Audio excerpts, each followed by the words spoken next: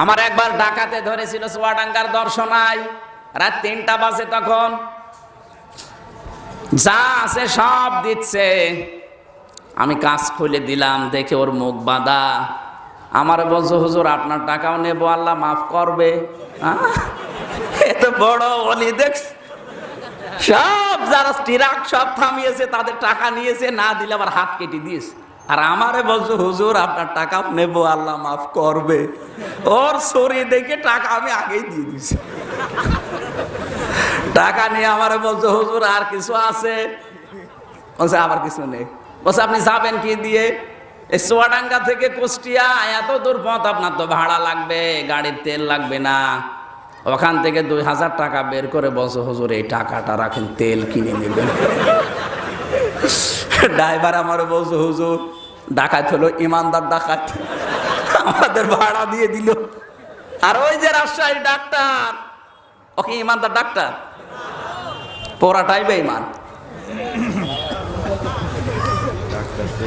এই জন্য ডাক্তার বানাবেন আপনি, ইঞ্জিনিয়ার বানাবেন, এর জন্য যদি লেখাপড়া করা লাগে, কষ্ট স্বীকার করা লাগে, একটা এসপি বিসিএস ক্যাডার, টিওনো বিসিএস ক্যাডার, বিসিএস ক্যাডার হওয়ার জন্য আপনার ছেলেকে মেয়েকে যদি লেখাপড়া করাতে 10 লাখ 20 লাখ টাকা খরচ হয় ওর পেছনে, আর ওই ছেলেটা যদি শ্রম দিতে পারে পড়াশোনার উপরে, ও যদি ফাঁকি না দেয়, যোগ্যতা অর্জন করে, ওই জায়গাগুলো যদি চেষ্টা চালায় আমি দুর্নীতি মুক্ত করব, ওর পুরাটা জীবনই ইবাদত।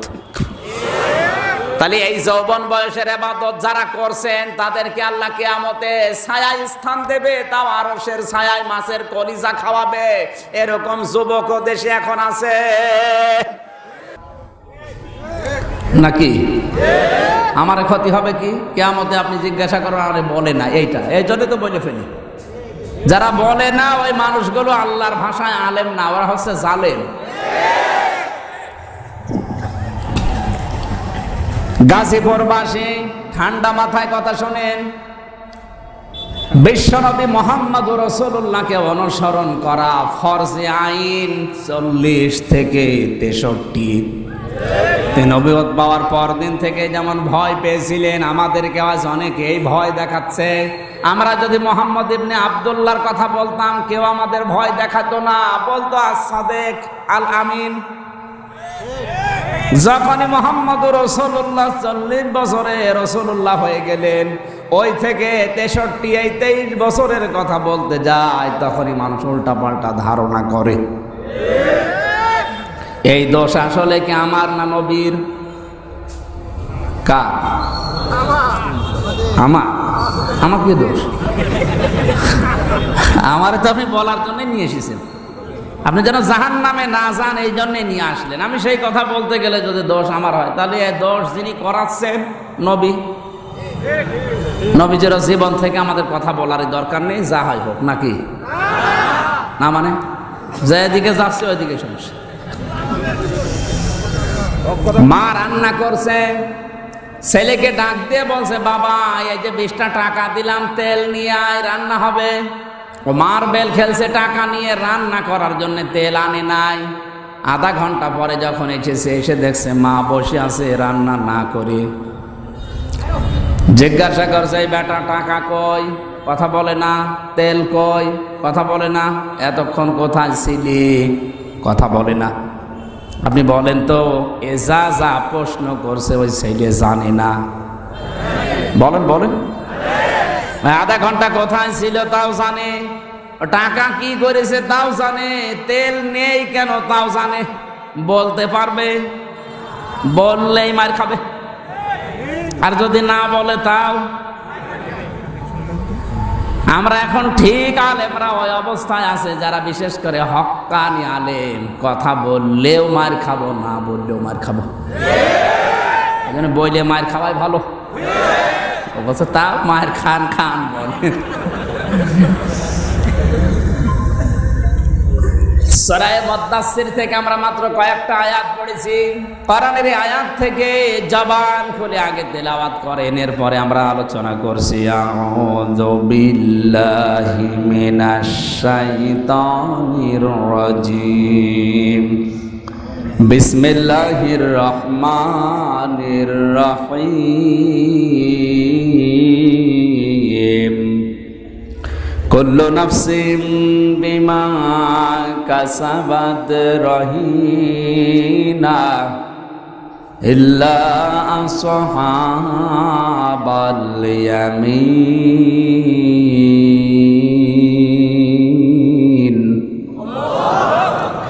সাদাকাল্লাহুল আযীম। এই পর্যন্ত থাক। সূরার নাম কি বলেন না কেন? নবীজিকে আল্লাহ 7টা নাম ধরে কোরআনে ডাক দিয়েছেন। ইয়াসিন, তাহা, মুজাম্মিল, মুদ্দাসসির, আহমদ, মুহাম্মদ, আব্দুল্লাহ। এর ভেতরে অন্যতম নাম হচ্ছে মুদ্দাসসির। ইয়া আইয়ুহাল মুদ্দাসসির কুম ফাআনযির ওয়া রাব্বাকা ফাকাব্বির ওয়া সিয়াবাকা ফাতাহহির। আল্লাহ তাআলা বলেন, হে কম্বল গায়ে দিয়ে শুয়ে থাকা মানুষ, ওঠো। শুয়ে থাকলে হবে না, দাঁড়াও, জাতিকে সতর্ক করো। জাতি শিরিক করার জন্য দৌড়াচ্ছে, ওদেরকে সতর্ক করো। এভাবে দাঁড়িয়ে থাকার কাজ না। বিশ্বনবী মুহাম্মদুর রাসূলুল্লাহকে ওই জামানায় আমি যে আয়াতটা পড়েছিলাম, নুনুল কলামি ওয়া মা ইয়াসতুরুন মা আনতা বিনি'মাতি রাব্বিকা বিমাজনুন। হে নবী, আমি সর্বপ্রথম কলম বানিয়েছি, কারণ এটা ভালো এবং মন্দের মূল মানদণ্ড। এইটা দিয়ে মানুষ ভালো কাজও করে, খারাপ কাজও করে। আর আপনাকে ওরা দুনিয়াতে পাগল বলে। আপনি সতর্ক করতে চান, তখন আপনি যখন দাঁড়িয়ে পড়েন, দাঁড়িয়ে পড়ার পরে সতর্ক করেন মানুষদেরকে। ওই মানুষগুলো আপনাকে পাগল বলে, আমি তো দেখতে পাই। বিশ্বনবীকে 1500 বছর আগে কাফেররা পাগল বলতো 3টা কারণে। কয়টা? একটু জবান খুলে বলেন। 3টা কারণে ওরা রাসূলকে পাগল বলতো। 1 নম্বরে এমনি। কিসে? কোনো কারণ নেই, এমনি। এমনি কেন বলতো? আমি যদি এখন মাওলানাকে বলি রাজাকার, উনি যদি কেন বললেন এমনি? কোনো কারণ আছে বলেন? রাজাকার হওয়ার বয়স হয়েছে। রাজাকার হতে হলে বাংলাদেশে কমপক্ষে 60 বছর বয়স হওয়া লাগবে। 40 বছর তো স্বাধীন হয়ে গেছে নাকি?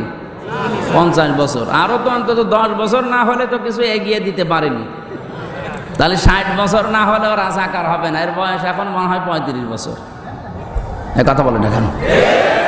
কিন্তু আমি গালি দিলাম কি বলে? উনি যদি আমার প্রশ্ন করে কেন বললেন এমনি, আজও ওই জামানায় যা নবীকে এমনি পাগল বলতো, আমাদের আলেমদেরকে অনেকে এমনি। দ্বিতীয় নাম্বার কে? আল্লাহর নবীকে ওরা পাগল বলার পেছনে কারণ ছিল এই, বিশ্বনবী মুহাম্মদুর রাসূলুল্লাহ একাই তিনি দাঁড়িয়েছিলেন ওই জামানায়। পুরা জাতি যখন শিরিক আর কুফরে লিপ্ত। আজ গাজীপুরের একটা মসজিদে মনে করেন ওখানে মাজার বানিয়ে মসজিদের পাশে বেকার শিরিক চলছে।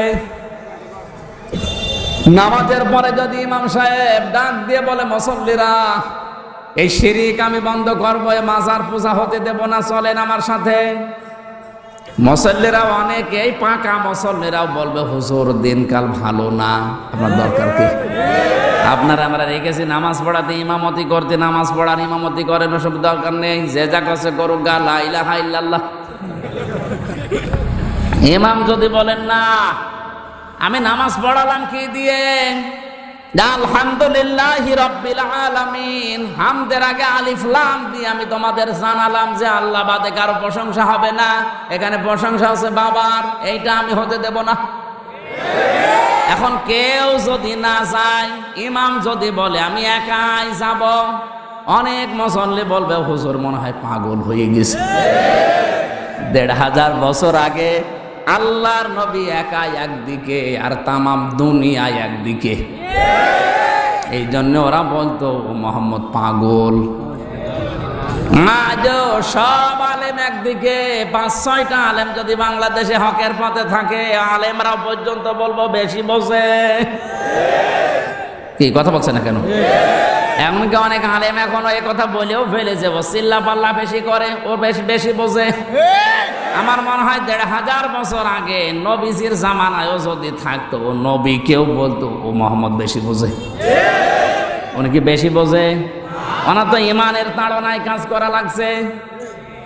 আমারও সাপের কাহিনী, মাছের কাহিনী আমার মুখস্থ আছে, কানে হাত দিয়ে টান দিলে এখানেও কান্নাকাটি শুরু হবে আমি জানি, কিন্তু ও কান্নাকাটি করে করবো কি?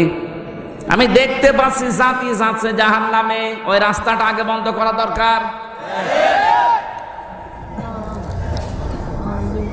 আমার কথা ছিল সূরা মুদ্দাসসিরের ভেতরে আল্লাহ ডাক দিয়েছেন, হে কম্বলওয়ালা, গায়ে শুয়ে থাকলে হবে না, ছড়িয়ে ওঠো, জাতি সতর্ক করো। রব্বাকা ফাকাব্বির, রবের বড়ত্বের কথাগুলো মানুষকে শোনাও। তোমার দায়িত্ব পিটিয়ে হেদায়েত করা না, হকের কথাগুলো বলতে থাকো। কুলিল হাক্কু মির রাব্বিকুম ফামান শাআ ফালিয়ুমিন ওয়া মান শাআ ফালিয়াকফুর ইন্না আ'তাদনা লিয-যালিমিনা নারা। সূরা কাহফের ভেতরে আল্লাহ বলেছেন, হে নবী আপনি সঠিক কথাগুলো তুলে ধরেন, হকের কথাগুলো। যার ইচ্ছা হয় সে মেনে নিক, যার ইচ্ছা হয় সে কুফরি করুক। ইন্না আ'তাদনা লিয-যালিমিনা নারা, আমি জালেমদের জন্য আগুন তৈরি করে রাখলাম। জোরে বলেন নাউজুবিল্লাহ। এই জন্য আমি বসে থাকতে পারি না, আমি দাঁড়িয়ে গেছি। রবের বড়ত্বের কথাগুলো এখন আমাকে বলা লাগবে। আপনার ইচ্ছা হয় মানেন, না ইচ্ছা হয় কুফরি করেন। আমার আল্লাহ দারোগা পুলিশ করে পাঠায়নি যে আপনাকে পিটিয়ে হেদায়েত করা লাগবে। আমার দায়িত্ব সঠিকটা তুলে ধরা, আর আপনার দায়িত্ব মানা অথবা না মানা। আপনি যদি মনে করেন আমি মানি না তাই আমার অসুবিধা নেই, আল্লাহর অসুবিধা নেই। আপনি মানেন না, আপনার নিজের কপাল, আপনি আগুন লাগাচ্ছেন। রবের এই কথাগুলো বন্ধ করার জন্য রব্বাকা ফাকাব্বির, এই আয়াতের তাফসিরে মুফাসসির লিখেছেন, আল্লাহর কথা, বড়ত্বের কথাগুলো প্রকাশ করা লাগবে, এটা আল্লাহর আদেশ। এই আদেশে যারা বাধা দেবে, বিপরীত কাজ হবে কি? মা রান্না করার সময় মেয়েকে ডাক দিয়ে বলেছে, মা আমি সবকিছু নিয়ে ঘরে গেলাম, এই যে আগুন জ্বলছে আখার ভেতরে, চুলার ভেতরে, এটা তুই লিভিয়ে দিবি। মেয়েটা দেখেছিল মা যখন এই চুলা ধরায় তখন একটা নম্প আগে ধরিয়েছে, নম্প বাতি, বাতি বোঝেন না, বাতি আগে ধরিয়ে নেয়। এরপরে ওখান থেকে আগুন নিয়ে তারপরে চুলা জ্বালায়। এটা গ্রাম অঞ্চলে করে না? আগে লম্প বা বাতি ধরিয়ে নেয়, ওখান থেকে আগুন নিয়ে চুলা ধরায়, রান্না শেষ হয়ে যায়। ওদিকে বাতি যদি জ্বলতে থাকে, মা হাতের বাতাস দিয়ে, মুখের ফৎকার দিয়ে লিভিয়ে দেয়। কথা বলা লাগবে, এটা ঠিক আছে তো? মা যখন চলে গেছে রান্না বাড়া করে, আগুন দাও দাও করে জ্বলছিল, আগুন লিভে গেছে কিন্তু ভেতরে আগুন নেই। শক্ত আগুন আছে না, কাঠের আগুন গনগন করছে। মেয়েটা মনে করছে আগুন লিভাতে হলে মা যেমন বাতি বা লম্প হাতের বাতাস দিয়ে ফো দিয়ে লিভিয়েছে, এইটাও মনে হয় এরকম নিভানো লাগে। অত পদ্ধতি জানা আছে, ও ফো দিচ্ছে, এ জ্বলবে না লিখবে? বলেন বলেন। আজ রবের কথাগুলো প্রকাশ করতে গেলে যারা বাধা দিচ্ছেন, আপনি মনে করছেন বাধা দেওয়ার সিস্টেম মনে হয় এইটাই। আপনি তো টের পাচ্ছেন না যে বাধা দিলে ও ছাতা আরো জ্বলে। আপনি যে সিস্টেম শিখেছেন ওটা তো আর সোলার আগুন না, ওটা লম্প বা বাতির আগুন। আপনি ওই সিস্টেম শিখে অন্য জায়গায় প্রয়োগ করছেন, হিতে বিপরীত হয়ে আগে যা ছিল তার চাইতে ইসলামপন্থী মানুষ 1000 গুণ বেড়ে গেছে। আপনি টের পাচ্ছেন না? তাই জরিপ চালান বাংলাদেশে, এই 15 বছরের ভেতরে ইসলামপন্থী লোক কিভাবে বেড়েছে আপনি টেরও পাবেন না। আর মনে করছেন আমি ওই যে বাতাস দিলাম হাত দিয়ে, ফো দিয়ে, মনে হয় লিভে গেছে। ও তো লিভবে বাতি বা লম্প, ও তো সোলা লিভার কথা না। সোলা লিভাতে হলে পানি দেওয়া লাগবে। কথা বলেন না কেন? আপনি পানি পাবেন কোথায়? আপনি পানি দেন না, খালি ফো দিতে আছে।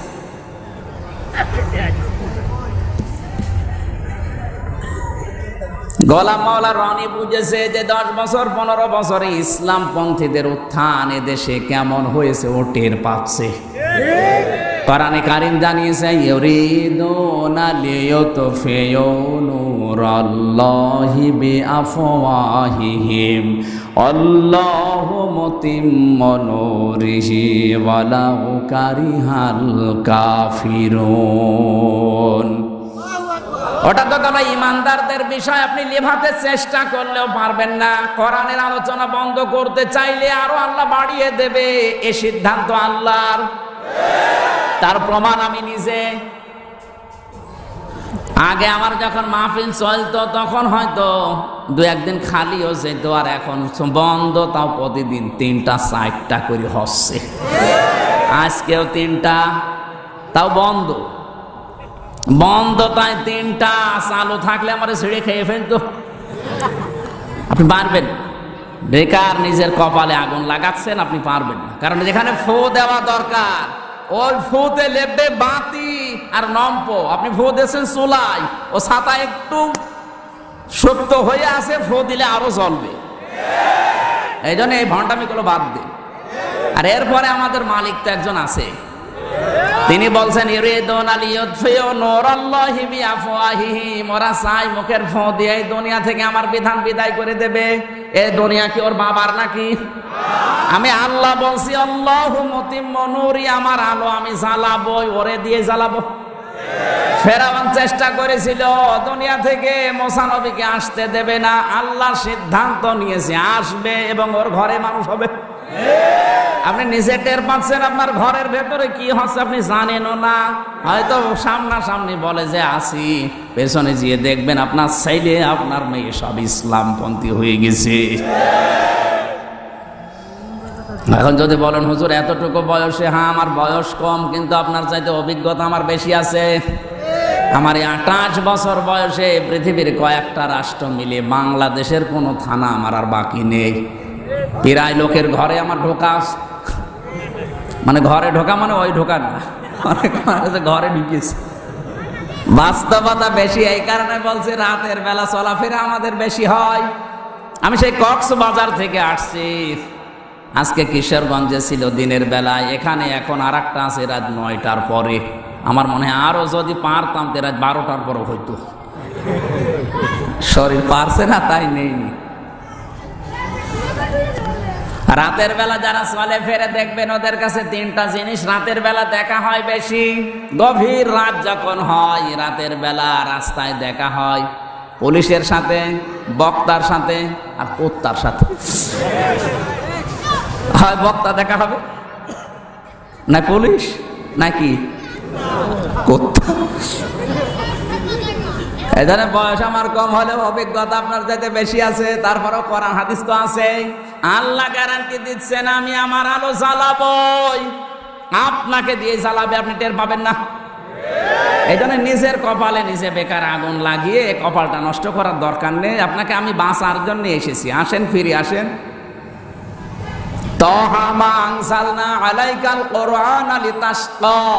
হে নবী, কোরআন আমি আপনাকে এই জন্য দেইনি যে আপনি অপমান হবেন, অপদস্থ হবেন, মার খাবেন না।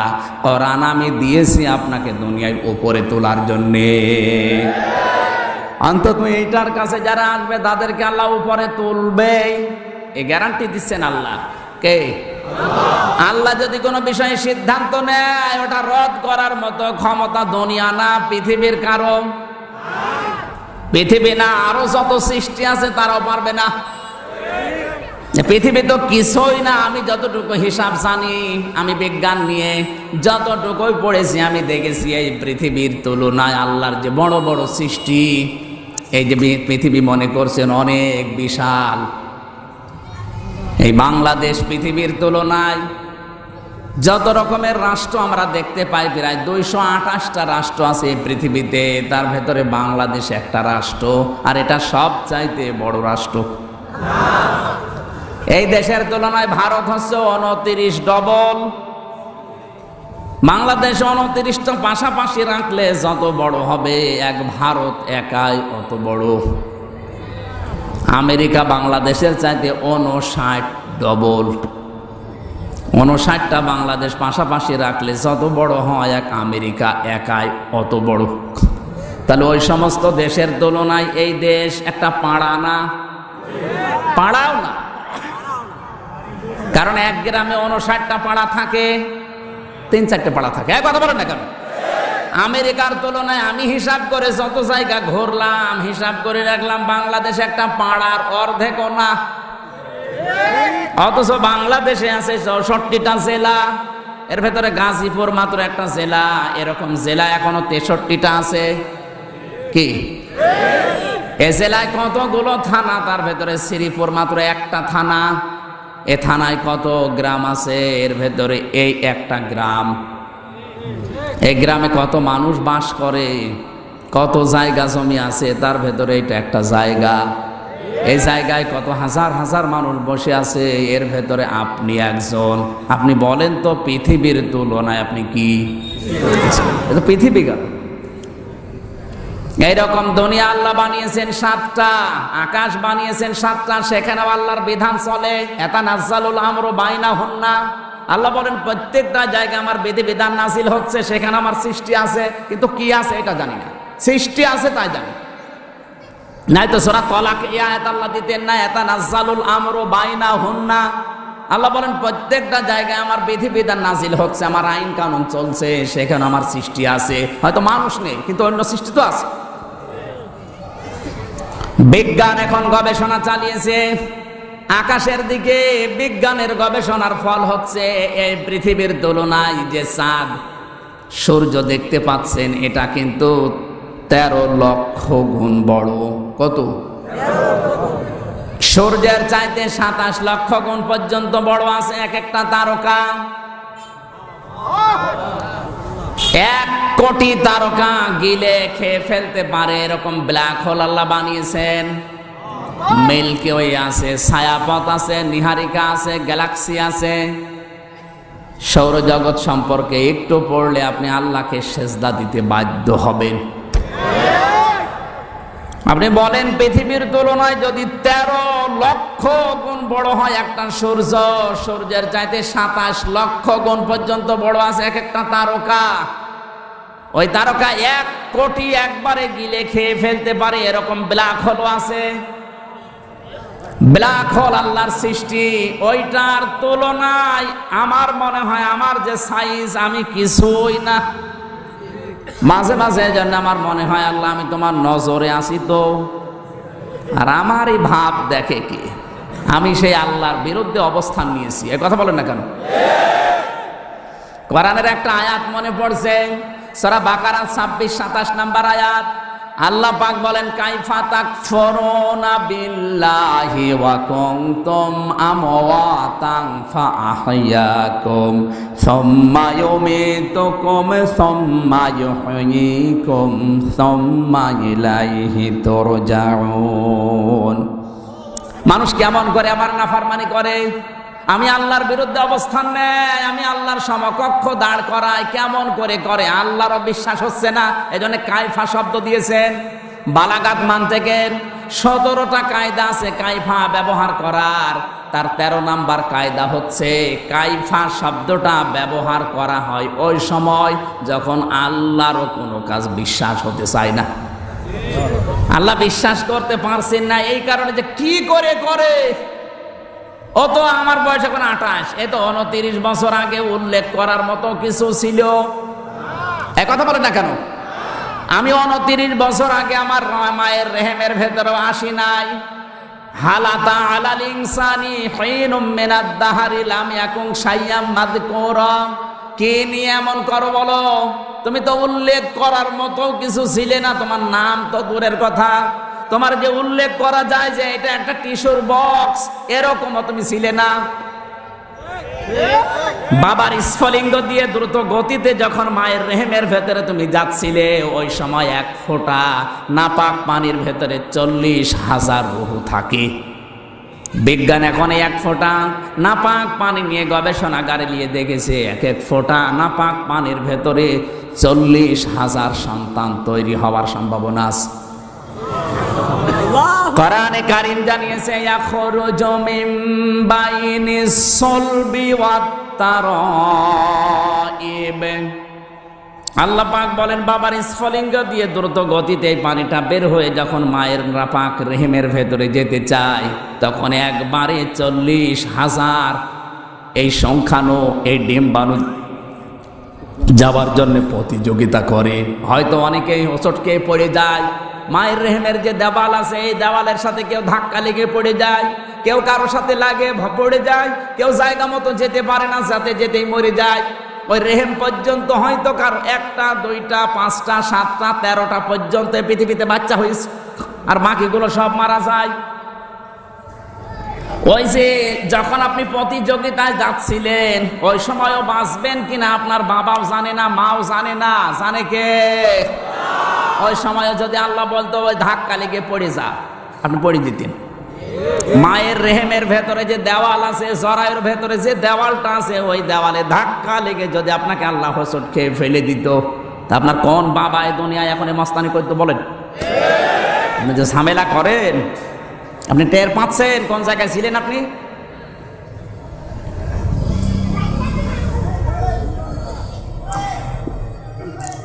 শুধু এতটুকু আল্লাহ শেষ করে। এই জন্য কাইফা শব্দটা দিয়েছেন, যে আমারও আশ্চর্য লাগে, ও কি ছিল, ও দেওয়ালে ধাক্কা খেয়ে পড়ে যাওয়ার কথা, আমি ওরে তুলে দিলাম, আর ও এখন আমার বিপক্ষে আইন পাশ করে। অত উল্লেখ করার মতো কিছু ছিল না, অমিত ছিল, ওকে আমি আল্লাহ জীবিত বানিয়েছি, জীবন দিয়েছি দুনিয়ায় পরীক্ষা করার জন্য। শেষ হয়ে যাবে, আবার মরণ দেব, মরণ দিয়ে শেষ না, সুম্মা ইলাইনা তুরজাউন, আমার কাছে ফিরে আসা লাগবে। আল্লাহর কাছে যদি ফিরে যাওয়া না লাগতো, আল্লাহর কসম আমি কিচ্ছু বলতাম না, যা মনে লাগে আপনি তাই করেন, কিন্তু যে ফিরে যাওয়া লাগবে এটাই তো ঝামেলা। শুধু ফিরে যেয়েই শেষ। আজকে আমি দুপুরবেলা ওখানে কিয়ামতের ভয়াবহতা সম্পর্কে আলোচনা করেছিলাম। কিয়ামতে আল্লাহ যখন মানুষকে ফিরিয়ে দাঁড় করাবে, ময়দানটা এত কঠিন বানাবে, সবাই উলঙ্গ থাকবে, কিন্তু তাকানোর সাহস পাবে না। মুসা নবীর মতো, ঈসা নবীর মতো এত বড় পাওয়ারফুল নবী, যারা আল্লাহর সাথে সরাসরি কথা বলতেন, তারা বলবে আল্লাহ তুমি আমার মা মরিয়মের সাথে যা ভালো লাগে আচরণ করো, কিন্তু তুমি আমার কিছু বলবা না, তুমি আমারে বাঁচাও। ইব্রাহিম নবীর মতো এত বড় পাওয়ারফুল নবী, শক্তিশালী নবী বলবেন আল্লাহ তুমি আমার বাবা আজরকে নিয়ে যা করবা করো, ওরে জাহান্নামে দিবা কি জান্নাতে দিবা আমার দরকার নেই, তুমি আমারে কিছু বলবা না, আমারে বাঁচাও। এত বড় বড় নবীরা যেখানে কোল কিনারা পাচ্ছে না, ওই ময়দানে আপনাকে দাঁড় করাবে আল্লাহ। টের পাচ্ছেন সামনে কি আছে? তার সামনে মনে করছেন যে 42 সালে না, 42 সেকেন্ড পরও ওইটা হতে পারে।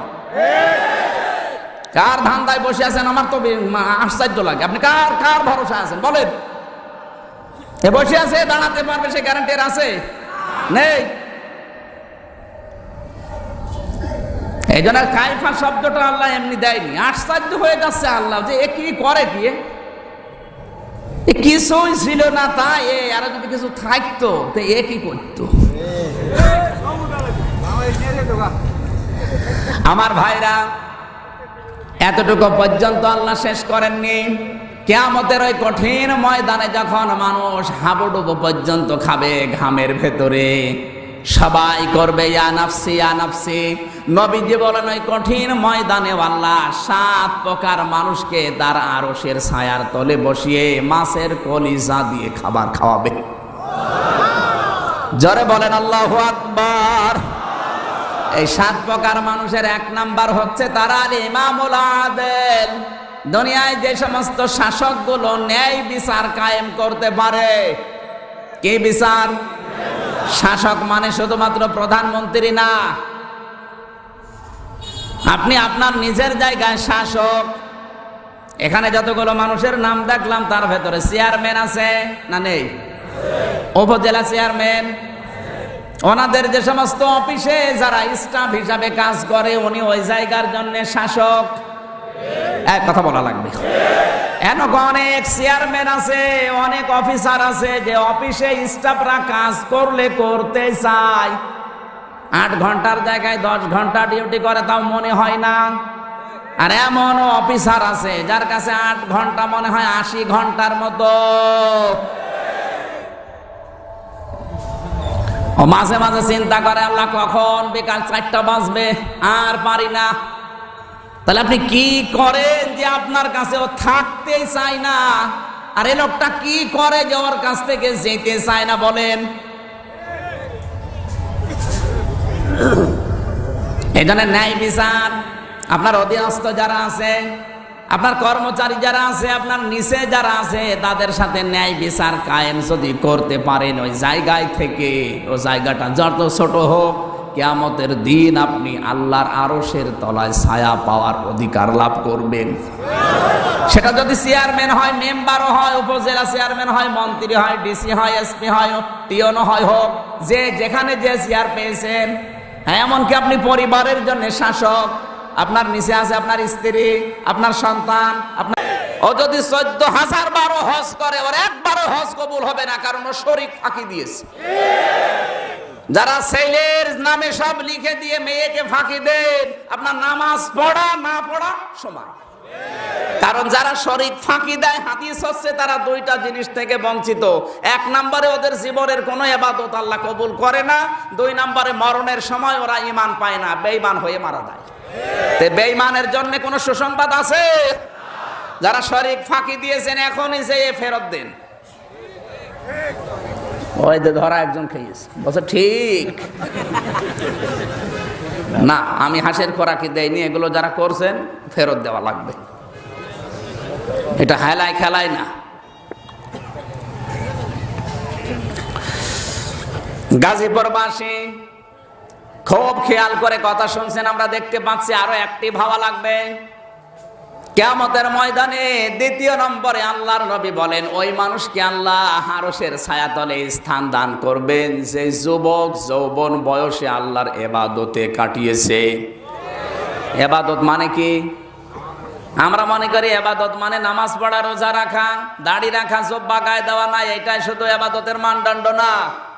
এই পৃথিবীকে ভালো করার জন্য যে শিক্ষা দরকার, ওই শিক্ষা অর্জন করার জন্য যে শ্রম দিচ্ছেন, ওইটাও ইবাদত।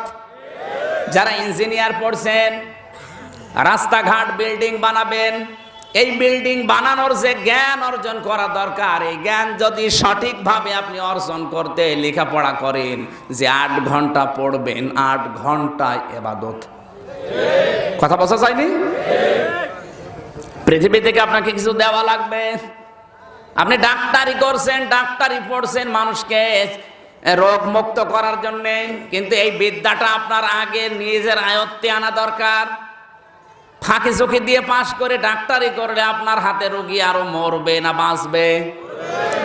সুতরাং আপনাকে ভালো করে জ্ঞান অর্জন করার জন্য যদি আপনি এই নিয়তে পড়েন যে আমি মানুষকে রোগ মুক্ত করব, আমি চেষ্টা চালাবো, এই জন্য যদি প্রতিদিন 10 ঘন্টা করে পড়া লাগে, এই 10 ঘন্টায় ইবাদত। এরকম ইবাদতই তো যুবকরা আজ মেসে হোস্টেলে করছে। সারা রাত সারা দিন বাবার টাকাগুলো নিয়ে সব আল্লাহর রাস্তায় খরচ করছে, বাকিগুলো আমরা না বললাম। ওয়াইফাই লাইন নিয়েছে, ডিশ লাইন নিয়েছে, এমবি কেনে, আর উলঙ্গ নাচ দেখে দেখে মজা মারে। আর ওদিকে পরীক্ষার সময় সব দেখে দেখে পরীক্ষা দিয়ে রোগী মারে। না, এটা ইবাদত না। ইবাদতই আমরা বুঝি না, আমরা মনে করি শুধু নামাজ পড়া ইবাদত। যে যুবকগুলো আজ ডাক্তার হওয়ার জন্য, ইঞ্জিনিয়ার হওয়ার জন্য, ডিসি হওয়ার জন্য, এসপি হওয়ার জন্য, কিন্তু তার মন থাকা লাগবে যে আমি মানবতাকে কিছু দেব, আমার দ্বারা যেন দুর্নীতি না হয়। এই নিয়ত নিয়ে যে 8 ঘন্টা, 10 ঘন্টা, 25 ঘন্টা পর্যন্ত যদিও লেখাপড়া করে, সবগুলোই ইবাদত। এটা যে ইবাদত কোথায় পেলেন? কোরআনে কারীম জানিয়েছে, ওয়া আ'ইদ্দু লাহুম মাস্তাতা'তুম মিন কুওয়াতিন ওয়া মির রিবাতিল খাইলি তুরহিবুনা বিহি আদুওয়াল্লাহি ওয়া আদুওয়াকুম ওয়া আখারিনা মিন দুনিহিম। আল্লাহ পাক বলেন সূরা আনফালের 60 নম্বর আয়াতে, হে নবী, ইসলাম ধ্বংস করার জন্য ওরা যেইটা কাজে লাগায়, ওইটা উল্টি আপনি ইসলামের পক্ষে কাজে লাগান। ওরা ছেলেদেরকে মেয়েদেরকে ডাক্তার বানাচ্ছে দুর্নীতির আঁকড়া তৈরি করার জন্য। আজ দেখেন রাম আর বামদের ছেলে মেয়েরা ডাক্তার, ওরা ডাক্তারি করে চিকিৎসা বিভাগটা আজ দুর্নীতির একেবারে 1 নম্বরে নিয়ে গেছে। 100 জনের 98টা ডাক্তার এখন, বাকি তো বলাই যাচ্ছে না। ডাক্তার না, ওদের নাম শুনলে মানুষ এখন ডাকাত বলে। আর আমি যতটুকু ওদের সাথে মিশে দেখেছি, এমনও ডাক্তার আছে ডাকাতের হাতে পড়লে বাঁচা যায়, ওর হাতে পড়লে বাঁচা যায় না। উনি নিজেই রিপোর্ট করবে, নিজেই সেই জায়গা দেখিয়ে দেবে, নিজেই ওখান থেকে কমিশন পাবে, নিজেই রিপোর্টের উপরে ঔষধ লিখবে, তাও ওই ঔষধ লিখে যেখান থেকে উনি কমিশন পায়। জোরে বলেন সুবহানাল্লাহ, নাউযুবিল্লাহ। রাজশাহীতে একবার আমার মেয়েটাকে নিয়ে গেলাম ওই জান্নাতুল মাওয়া, 4 বছর তখন বয়স। ওর একটাই রোগ যে ও কিছু খায় না। ডাক্তার দেখে উনি পরীক্ষা নিরীক্ষা দিল 10টা, হাসপাতালের নাম লিখে দিল যে ওখান থেকে করে নিয়ে আসবেন। বললাম স্যার অন্য জায়গা থেকে, বলছে না ওখানে যাওয়া লাগবে। ওখান থেকে করে নিয়ে ওখানে যেয়ে দেখি যিনি ক্যাশে বসে আছে উনি আমার আত্মীয়। বললাম ভাই এ স্যার যে বারবার আপনার এখানে আসতে বলে, অন্য জায়গায় যেতে দেয় না। বলে এই যে 10টা পরীক্ষায় 30% করে ওনারে আমাদের টাকা দেওয়া লাগে হালাল ভাবে। হালাল টাকা এটা দেখিনি। আমি বললাম ঠিক আছে আপনার কাছে আমি দেখাবো না, অন্য জায়গায় দেখিয়েছি পপুলারে, পরীক্ষা নিরীক্ষা করে এনে রিপোর্ট দিয়েছি, ওপরে ওই যে কাগজ পপুলার লেখা ওনার ওইটা যায়নি। দেখা তো দূরের কথা, টান দিয়ে ছিঁড়ে ফেলে দিল। ওনার টাকা যা আছে সবই তো হালাল। এজন্য ওরা ওদের ছেলেকে মেয়েকে ডাক্তার বানিয়ে ওই বিভাগটা দুর্নীতিগ্রস্ত করে ফেলেছে। আপনি যদি আপনার ছেলেকে মেয়েকে এই নিয়ত নিয়ে ডাক্তার বানান যে আমার ছেলে হবে ডাক্তার শাহিন জর্দারের মতো ফরিদপুরের, রাজশাহীর ডাক্তার ফাতেমা সিদ্দিকার মতো আমার মেয়ে হবে, ঢাকার ডাক্তার মতিয়ার রহমানের মতো ডাক্তার আমার ছেলে হবে, এই নিয়ত নিয়ে পড়ি ওই জায়গা পর্যন্ত তুলে দেন। ছেলেকে ডাক্তার বানাতে যদি 20 লাখ টাকা খরচ হয়, 20 লাখ টাকা আল্লাহ রাস্তা দান করা সওয়াব হবে। ইসলামে আমরা বুঝি না, আমরা মনে করি শুধু নামাজ পড়া রোজা রাখার হো হো করা ইবাদত, ওটা যে বড় ইবাদত। ওই ইবাদত গুলো আজ না থাকার কারণে তো সব জায়গা দুর্নীতিগ্রস্ত। ওই জায়গাগুলোতে এরকম মানুষ পাঠান। কথা বুঝতেছেন? আমার একবার ডাকাতে ধরেছিল চুয়াডাঙ্গার দর্শনায়, রাত 3টা বাজে, তখন যা আছে সব দিচ্ছে। আমি কাজ খুলে দিলাম, দেখে ওর মুখ বাঁধা। আমার বলছো হুজুর আপনার টাকাও নেবো, আল্লাহ মাফ করবে।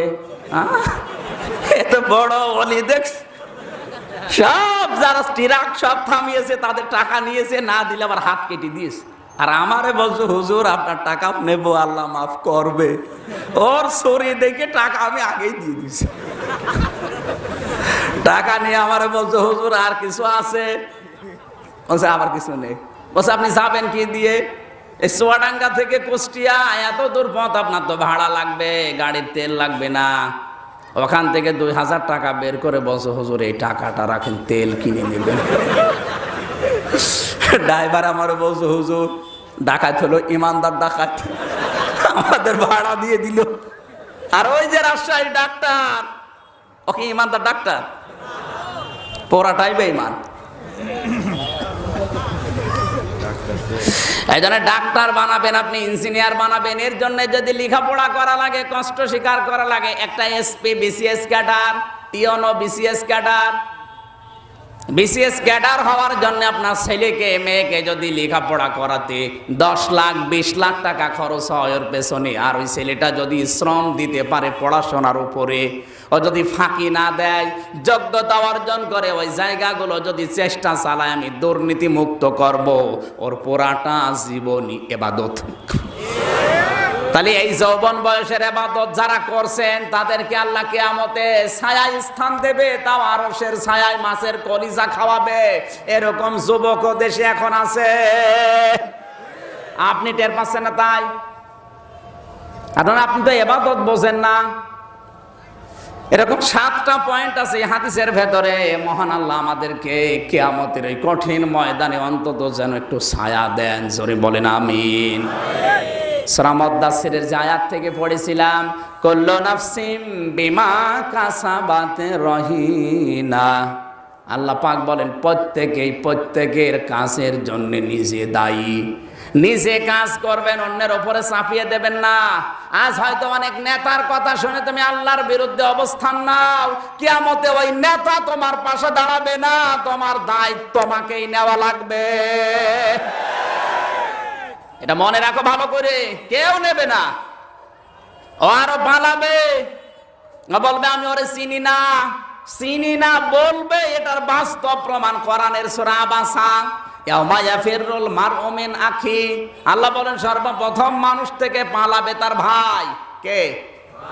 বলেন ভাইয়ের কথা আগে কেন?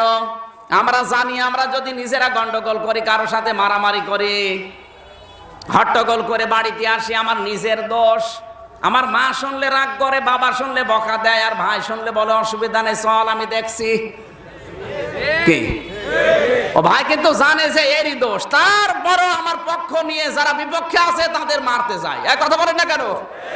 ও মনে করবে মনে হয় এরকমই দুনিয়ায় যেমন আমার পক্ষ নিয়েছে অন্যায় জানার পরেও আজকে মনে হয় আমার পক্ষে থাকবে। আল্লাহ বলেন না, পক্ষে থাকা দূরের কথা, ইয়াফিরু মানে খেচ্ছে, দৌড় দেওয়া। ওই যে মাজা তুলে দৌড় দেয় পুলিশ দেখলে, ওইভাবে দৌড়াবে। কিয়ামতের কঠিন ময়দানে মানুষ শুধু আপনজন দেখতে দেরি। আপনজনের ভেতরে ভাই, এরপরে মা, এরপরে বাবা, এরপরে স্ত্রী, এরপরে সন্তান, এরপরে বন্ধু, এরপরে নেতা। 7 জনের নাম আছে। কয়জন? বলেন এই যে যাদের নাম বললাম, দুনিয়ায় বিপদে পড়লে এরা আগে আসে না পিছিয়ে যায়? যত রকমের কঠিন বিপদ হোক এরা আগে আসে। আল্লাহ বলেন এরা আগে পালাবে, এরপরে দুনিয়ার অন্য কেউ। আপনার বিবেক কি বলে? এত বড় বড় মানুষ যদি পালায় আপনাকে দেখে, আপনার পীর সাহেব এগিয়ে আসবে? ওর সাথে তো আপনার সম্পর্কই নেই। ও তো আরো আগে পালাবে, বলবে আমি দুনিয়ায় পীরই ছিলাম না। সত্যি বলবে। ও যখন বিপদ দেখবে বলবে আমি পীর ছিলাম না, আমার কিসের মুরিদ। তাফসীরে মাযহারের ভেতরে আছে যে মায়ের পা ধরে সন্তান 500 বছর পর্যন্ত কাঁদবে। 500 বছর পরে ওর মুখের উপরে লাথি দিয়ে বলবে দুনিয়া আমার বিয়েই হয়নি, ছেলে পাবো কোথায়? তাহলে মা যদি কথা বলে, পীর সাহেব বলবে না যে আমি পীর ছিলাম না, আমি মুরিদ পাবো কোথায়? আর আপনি ওর ধান্দায় বসে আছেন যে আমি 2 পীরের মুরিদ। এগুলো সব ভ্রান্ত ধারণা, ছেড়ে দিন। কুল্লু নাফসিন বিমা কাসাবাত রহিনা, প্রত্যেকটি মানুষ তার নিজ কৃতকর্মের জন্য দায়ী থাকবে, কেউ কারো বোঝা বহন করবে না। ওয়ালা তাজিরু ওয়াজিরাতু ওয়িজরা উখরা, আল্লাহ বলেন কারো বোঝা বহন করা দূরের কথা, দেখলেই আপনজন পালাবে। ও জানবে যে ও মনে হয় কিছু করার জন্য আসছে। আমার বন্ধুরা, ইল্লা সাহাবাল ইয়ামিন, তবে শুধুমাত্র ডানপন্থী লোক যারা, তারা বাদ দিয়ে। কি পন্থী? বাংলাদেশে এখন ডানপন্থী লোকও আছে, বামপন্থী লোকও আছে।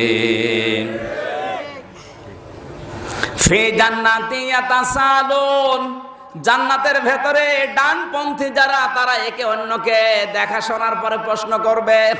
সভাপতি সাহেব যদি ডানপন্থী হয়, আমির হামজা যদি ডানপন্থী হয়, 2 জন জান্নাতের মেন গেটে বেলকনিতে দেখা হবে। ডাক দিয়ে বলবে ভাই আপনি কোথায়? বলে আমি পাশের ফ্ল্যাটে আছি, আসেন বারান্দায় বসি। বেলকনিতে বসে আমরা 2 জন যখন গল্প করব, হঠাৎ করে নজর চলে যাবে জাহান্নামের দিকে। জাহান্নামের দিকে যাবার পরে আমি ওনাকে বলবো ভাই আপনি ওদেরকে চেনেন? আনিল মুজরিমিন, এই পাপিষ্ট লোকগুলো কারা চেনেন? সঙ্গে সঙ্গে উনি আমারে বলবে না আমি তো চিনি না, কিন্তু পরিচিত মনে হচ্ছে। চলেন তো ওই মানুষগুলো কেন জাহান্নামের আগুনে দাও দাও করে চলে, একটু জিজ্ঞাসা করে মা সালাকাকুম ফি সাকার। একজন আর একজনকে যখন জিজ্ঞাসা করবে, বলতে তো পারবে না, তখন জাহান্নামের মালিক ফেরেশতা দারোয়ানকে বলবে এরা জাহান্নামে পড়ে আছে কোন কারণে? মালিক ফেরেশতা বলবে আমি জানি না, ওদেরকে প্রশ্ন করেন।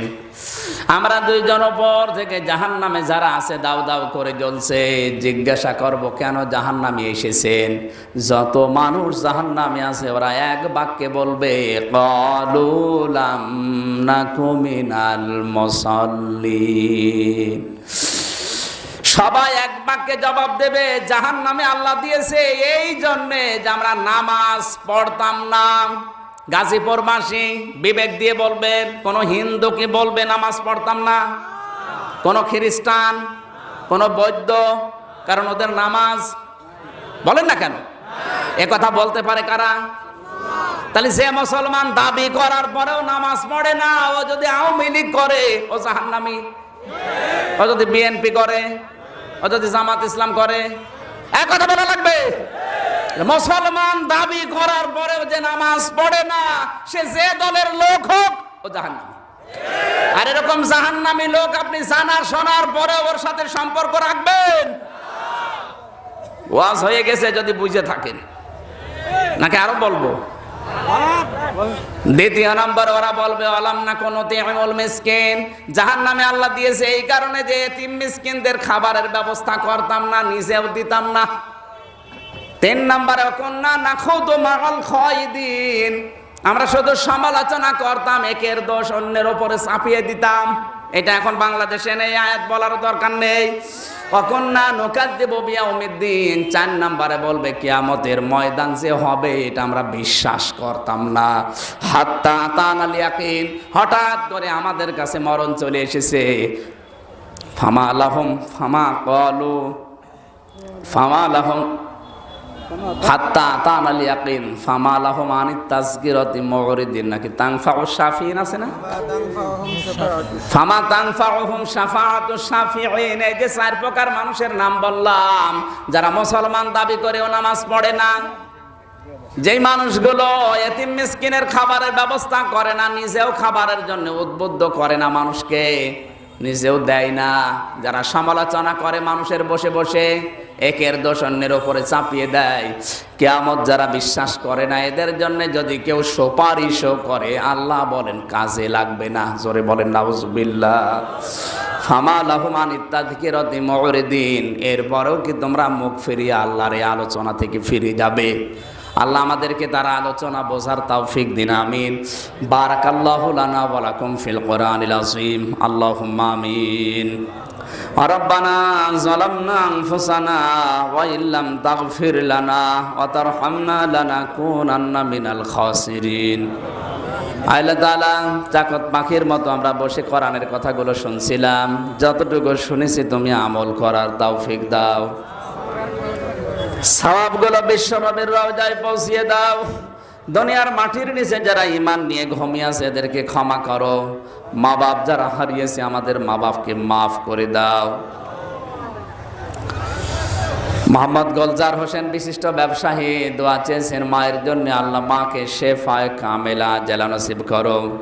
মাহফিলের সম্মানিত সভাপতি তোমার যুবক বান্দাকে মঞ্জুর করো, তার জীবনের ভালো ভালো কাজগুলো কবুল করো, অন্যায় কাজগুলো তুমি নিজ গুণে মাফ করে দাও।